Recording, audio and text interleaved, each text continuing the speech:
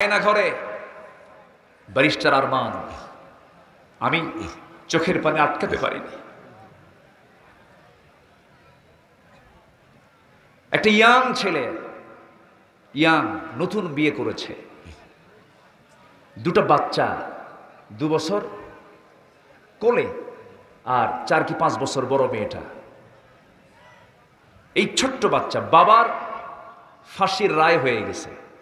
মীর কাশেম আলী রাহেমাহুল্লাহ এদেশের অসংখ্য ছাত্রদের স্বতন্ত্র শিক্ষা প্রতিষ্ঠান শহীদি কাফেলা, দোরজয় কাফেলা, বাংলাদেশ ইসলামী ছাত্র শিবিরের প্রথম প্রতিষ্ঠাতা সভাপতি মীর কাশেম আলী, তার সুযোগ্য সন্তান একজন জাতির রাহবার ব্যারিস্টার আরমান, তার বাবার পক্ষে কোর্টে আইনি লড়াই লড়তেছিল।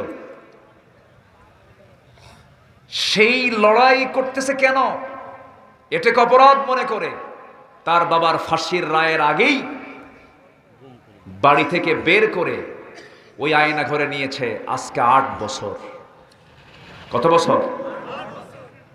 5ই আগস্ট পর্যন্ত 8 বছর আলো ছাড়া থেকেছে। আলো চোখে দেখে নাই, সূর্যের আলো দেখে নাই, চোখে ছানি পড়েছে, চোখে ছানি পড়ে গেছে। যে লোকটার ওজন ছিল 80 কেজি, তার ওজন হয়ে গেছে মাত্র 35 কেজি। একটা মানুষ বাঁচে কেমনে?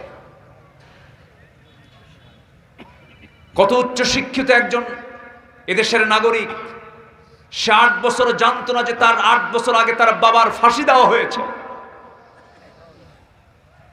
যেদিন আয়নাঘর থেকে তাকে বের করা হয়েছে সেদিন বলতেছে, ভাইজান আমি সেই দিন জানতে পেরেছি আমার আব্বাকে 8 বছর আগে ফাঁসি দেওয়া হয়েছে। এদের এই আচরণ ফেরাউনকে হার মানায়, এদের এই আচরণ নমরুদকে হার মানিয়ে দিয়েছে। আরেকজন এদেশের সবচেয়ে মজলুম সংগঠন, 17টি বছর সবচেয়ে বেশি দমন পীড়ন নির্যাতনের শিকার হয়েছে যে দল, সেই দলের মজলুম একজন নেতা অধ্যাপক গোলাম আজম রাহেমাহুল্লাহ, তার কলিজার টুকরা সন্তান, এদেশের সেনাবাহিনীর ইতিহাসে সর্বোচ্চ সংখ্যক রেকর্ড নাম্বার যার জীবনে কোনো ফেল নাই। উনি আমাকে বলেছেন কোন অফিসার আমার মতো নাম্বার পায় নাই। আমি ব্রিগেডিয়ার জেনারেল ছিলাম, আমার অপরাধ আমি বাবার পক্ষে কথা বলেছি, আমার দোষ আমি গোলাম আজমের সন্তান। আমাকে ধরে নিয়ে এই আয়না ঘরে রেখেছিল। আয়না ঘরে রেখে শুধু রাখি নাই, এই 17 আগস্ট এই ডেট করা হয়েছিল। 5ই আগস্ট হবে এমন চিন্তা আমাদের মাথায় ছিল না। 13ই জুন আমরা ঢাকার একটা বৈঠকে বসে এই সিদ্ধান্ত নিয়েছিলাম। জি, কথা বলেছিলাম 17 আগস্ট কেন, 15ই আগস্ট কার শোক দিবস?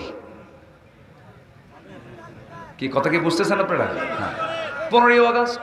এখন 15ই আগস্টে এর আগে যদি 14ই আগস্ট শাহাদত বরণ করেছেন আমাদের আল্লামা সঈদ রাহিমাহুল্লাহ, তারা প্রোগ্রাম হয়তো করতে দেবে না। এই জন্য আমরা ভাবলাম এনএসআই, ডিজিএফআই, ডিবি, এসবি এদের বদনজর, কি নজর, পেট যদি হজম না হয় তখন কি কয়, বদহজম। তো ওদের বদনজর থেকে বাঁচার জন্য আমরা 14 তারিখের পরিবর্তে 17 তারিখে নিয়ে গেলাম।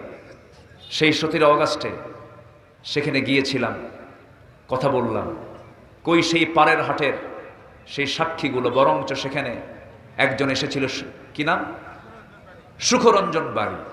একসঙ্গে বসে প্রায় 2 ঘন্টা কথা বললাম। এই সুখরঞ্জন বাড়ির ঈমান না থাকতে পারে, সুখরঞ্জন বাড়ির ঈমান হয়তো কালেমাটা পড়ে নাই, কিন্তু বহু আলেম ওলামার চাইতে তার চরিত্র ভালো। সে বলেছে আমি জীবন দেব কিন্তু মিথ্যা সাক্ষী দিতে পারবো না।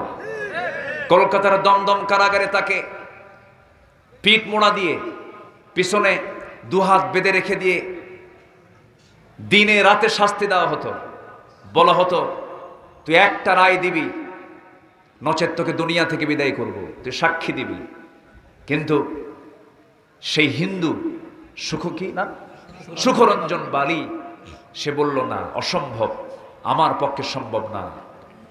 সে অনড় ছিল, তার চোখের পানি আমাকে অনেক ভাবিয়ে তুলেছে। আহারে, সে যদি খিয়ারকম ফিল জাহেলিয়া খিয়ারকম ফিল ইসলাম। আমি তাকে বললাম, ভাই কোনো কথা নেই, আপনি কালেমা পড়েন। দেখি যে মুস্কি মুস্কি হাসে, দোয়া করেন, হয়তো কালেমা পড়তেও পারে ইনশাআল্লাহ।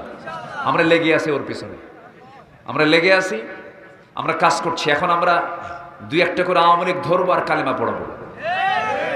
জোরে বলি ইনশাআল্লাহ, জোরে করেন ইনশাআল্লাহ। ওরা বলেছিল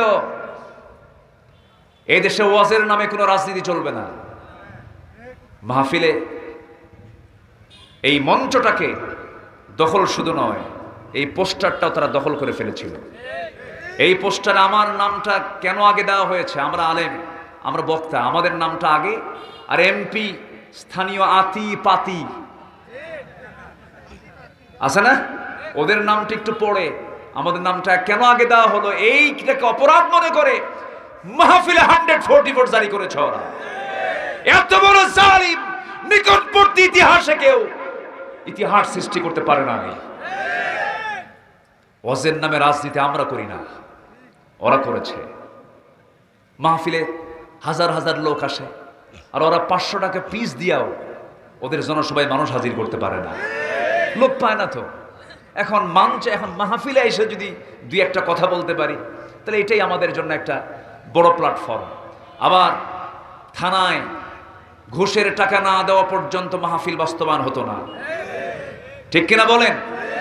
এই চিত্রগুলো তারা চিত্রায়িত করেছে, প্রত্যেকটা জায়গায় ঘুষের বাণিজ্য চালিয়েছে, রন্ধ্রে রন্ধ্রে দুর্নীতি তারা প্রবেশ করিয়েছে। অতএব উচিত তাদের কালেমা পড়ে আবার নতুন মুসলমান হওয়া, ঠিক কিনা? সম্মানিত ভাইয়েরা, কথা আছে, একটু একটু করে বলতেছি, কারো কোনো আপত্তি নাই তো? জোরে বলি ইনশাআল্লাহ। আমাদের কথা বলতে গেলেও আবার খুব সাবধান থাকতে হয়, কারণ আমাদের মুখ থেকে অযাচিত কোনো কথাও বের হওয়া যাবে না। কারণ এই যে ক্যামেরা আছে, কিরামুন কাতিবিন ইয়ালামুনা মা তাফআলুন। শুধু ইয়ালামুন না, ওরা দেখেও, জানে এবং দেখে। তাহলে আমার কথাগুলো নিয়ে প্রত্যেকটা ইঞ্চি ইঞ্চি কথার আবার গবেষণা আছে না নাই? আছে, সব তারা রেকর্ড করছে। আমি কেন নতুন করে মুসলমান হতে বললাম? তাদের জীবন বিধানের নাম ইসলাম নয়, তাদের জীবন বিধানের নাম হলো ধর্ম নিরপেক্ষ মতবাদ। নতুন করে কেন মুসলমান হতে বলছে ওদেরকে? তাদের ধর্মের নাম হলো জাতীয়তাবাদী চেতনা। জাতীয়তাবাদী চেতনায় যারা বিশ্বাস করবে তাদের ঈমান নাই, ধর্ম নিরপেক্ষ মতবাদকে যারা বিশ্বাস করবে তাদের ঈমান নাই। কার কথা? আসতে বলবেন না, কার কথা? কোরআন কোথায় বলছে?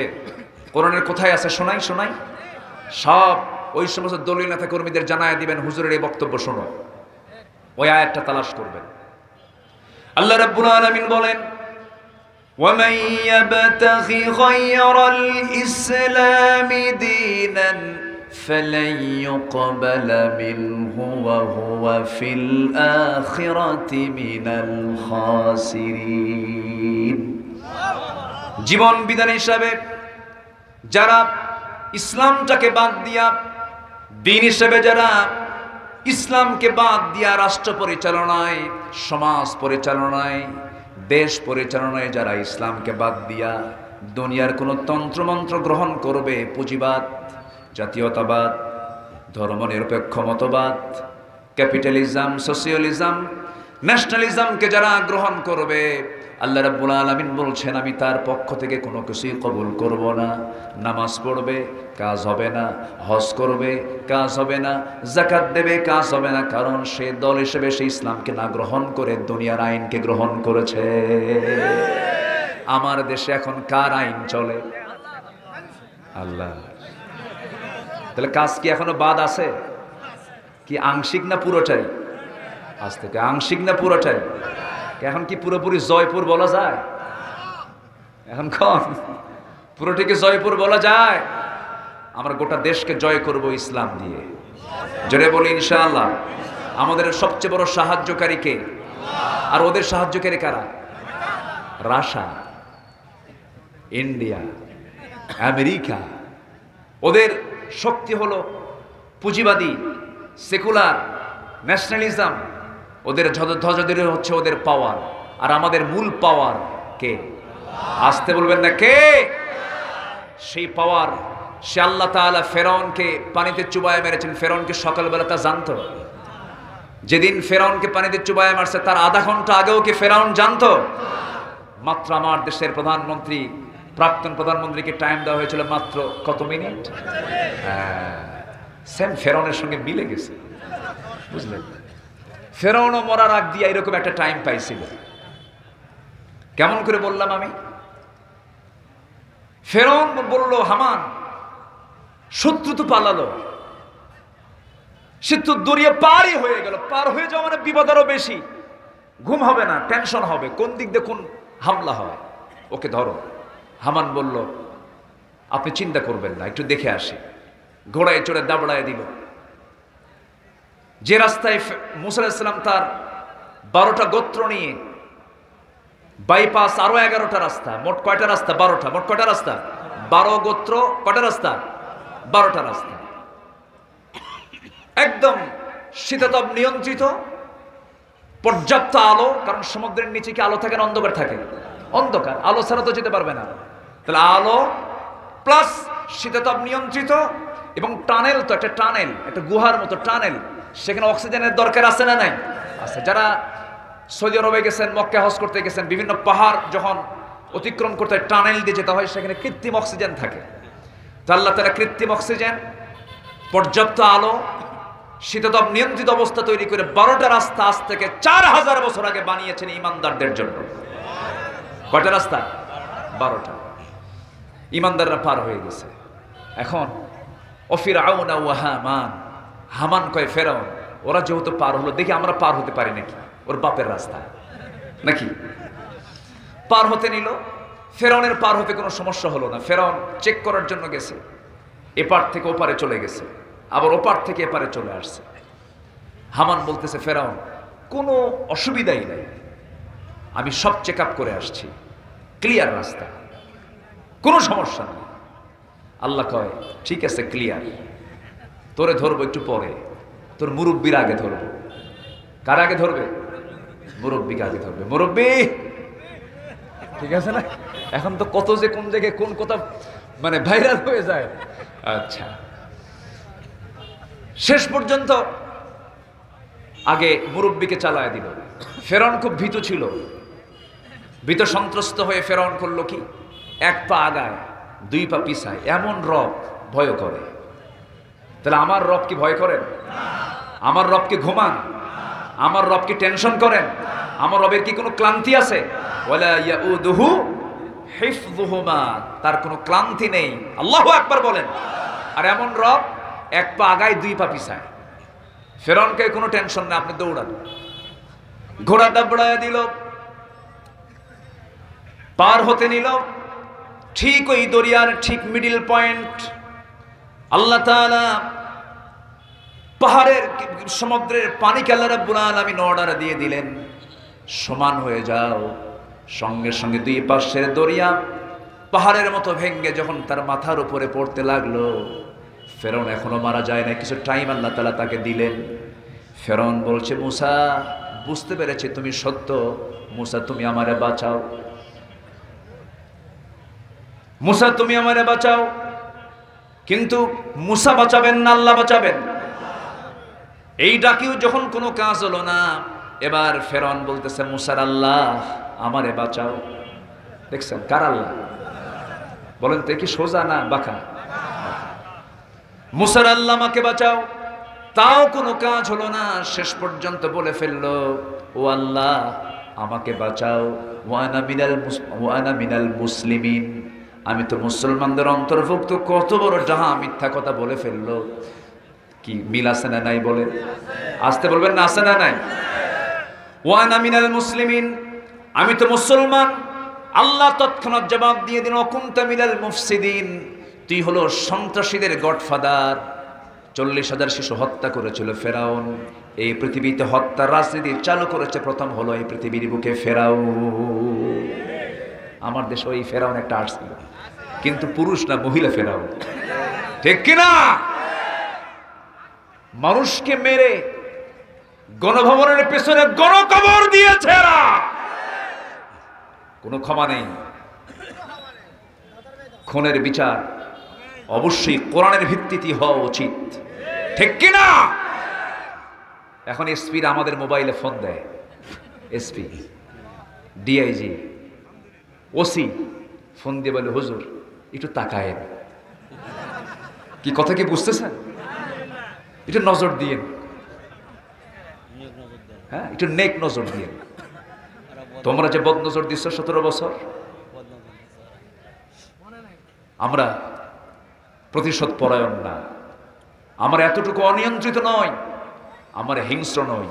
কালেমা পড়ো, ভালো করে মুসলমান হও, ঠিক কিনা?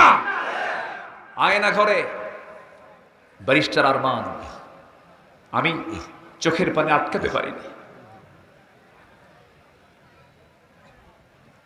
একটা ইয়াং ছেলে, ইয়াং, নতুন বিয়ে করেছে, দুটো বাচ্চা, 2 বছর কোলে আর 4 কি 5 বছর বড় মেয়েটা।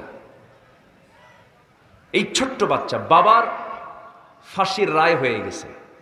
মীর কাসেম আলী রাহেমাহুল্লাহ এদেশের অসংখ্য ছাত্রদের স্বতন্ত্র শিক্ষা প্রতিষ্ঠান শহীদি কাফেলা, দোরজয় কাফেলা, বাংলাদেশ ইসলামী ছাত্র শিবিরের প্রথম প্রতিষ্ঠাতা সভাপতি মীর কাসেম আলী, তার সুযোগ্য সন্তান একজন জাতির রাহবার ব্যারিস্টার আরমান, তার বাবার পক্ষে কোর্টে আইনি লড়াই লড়তেছিল।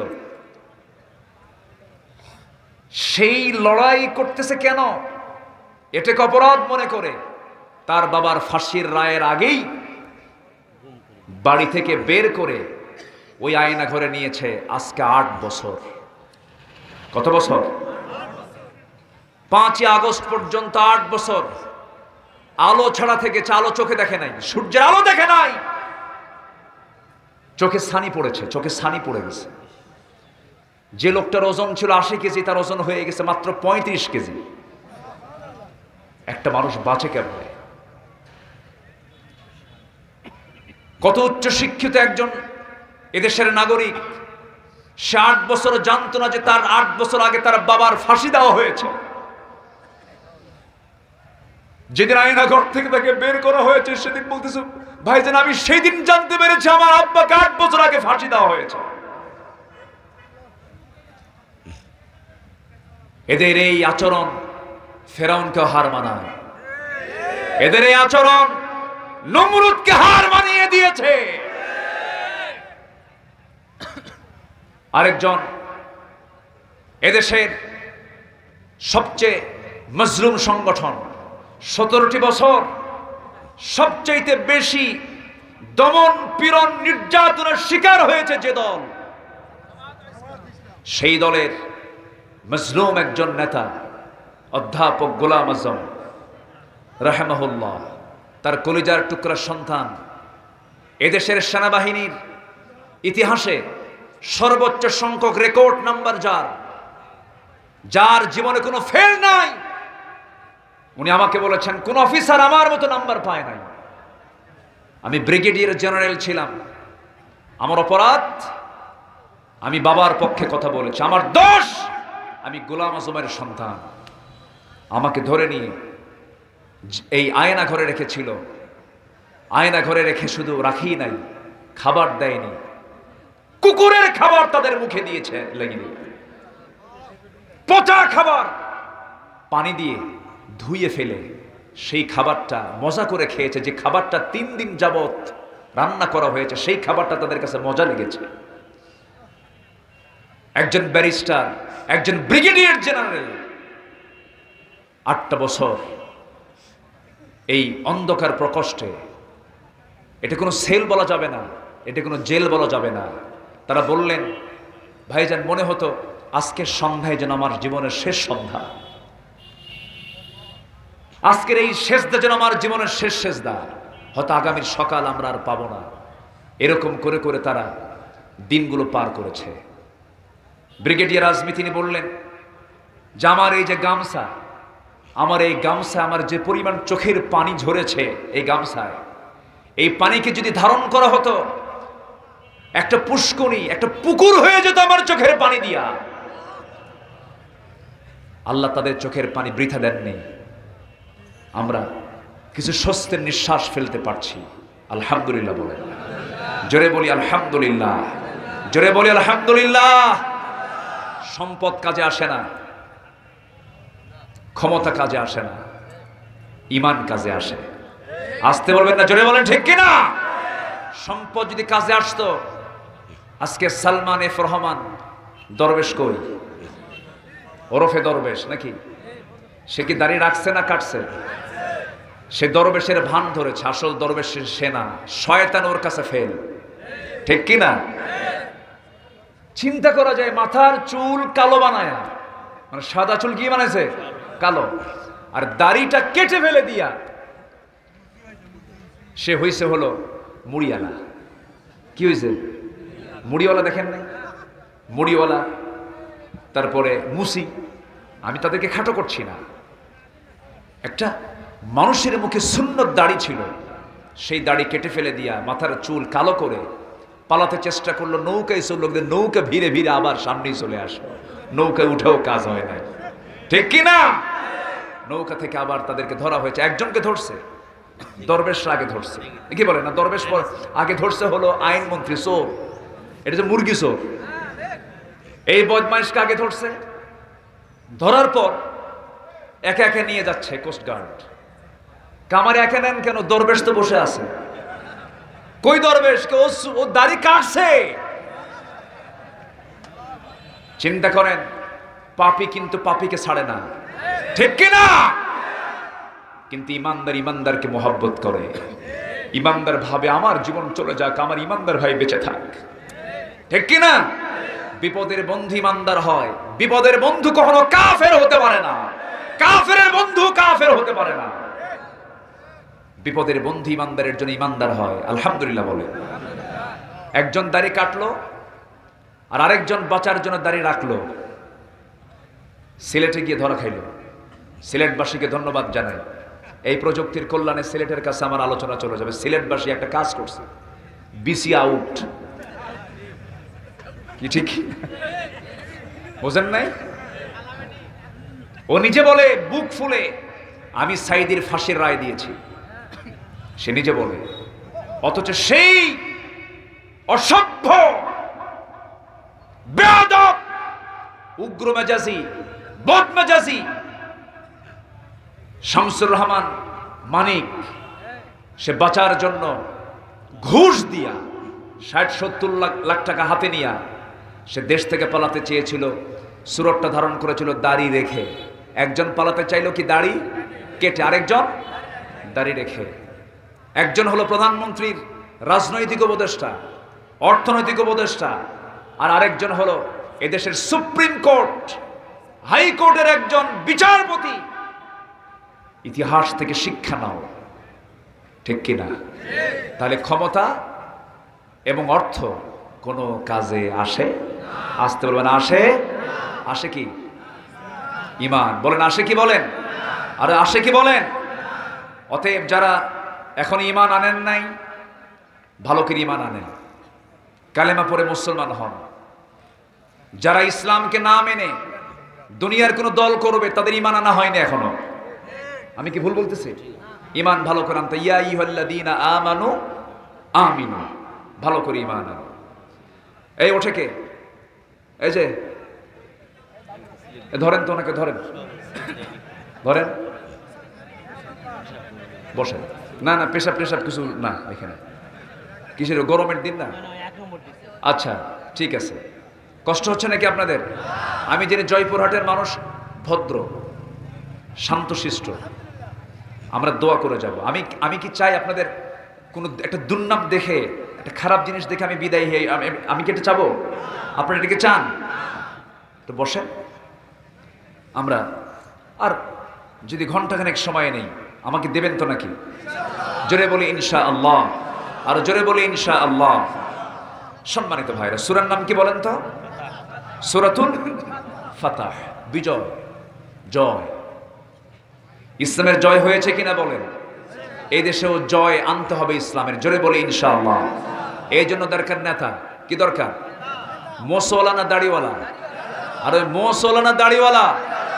মোসওয়ালা বিড়ি খাওয়া, গাঁজা খাওয়া, নেশাখোর, মদখোর, জেনাতাই পাবেন, চুল কেটে নেড়ে করে দিবেন সেখানে, ঠিক কিনা?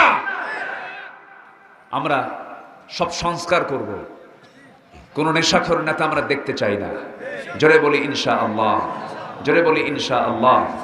তাহলে একটা দেশকে পরিবর্তন করার জন্য একটা আদর্শ নেতার দরকার। আমাদের মূল নেতা হচ্ছেন মুহাম্মদুর রাসূলুল্লাহ, মুহাম্মদুর রাসূলুল্লাহ আমাদের মূল নেতা। এই নেতার সাথে যে নেতার চেহারার মিল পড়বে, দাড়ির মিল পড়বে, দলের মিল পড়বে, পোশাকের মিল পড়বে, আখলাকের মিল পড়বে, আদর্শের মিল হয়ে যাবে, তিনি হবেন আমাদের লিডার। আমার সঙ্গে কি সবাই একমত? সবাইকে একমত আছেন? মসজিদের কোনো ইমাম যদি মহিলা হয় মানবেন? মানবেন?